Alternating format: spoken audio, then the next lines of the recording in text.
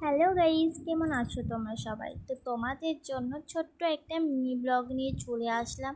আজ ছিল পয়লা বৈশাখ, তো তোমাদের সকলের জন্য শুভ নববর্ষ। তোমরা অনেক অনেক ভালো থেকো।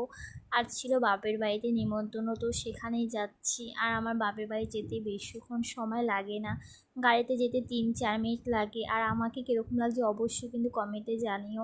তারপরে মিষ্টি দোকানে চলে আসলাম মিষ্টি নিতে। তারপরে বাড়ির সামনের দিকে চলে এসেছি। আজকে যেহেতু পয়লা বৈশাখ, অনেকেই গঙ্গায় স্নান করতে এসছে, আর আমাদের গঙ্গার সাথেই বাড়ি। তারপর চলে আসলাম একটু গঙ্গার ধারে, তোমাদের গঙ্গাটা একটু দেখাতে। কি সুন্দর লাগছে দেখতে, দেখো।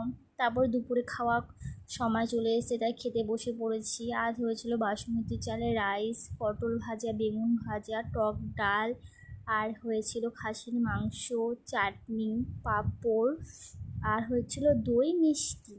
তোমাদের কীরকম লাগলো ভিডিওটা অবশ্যই কিন্তু তোমরা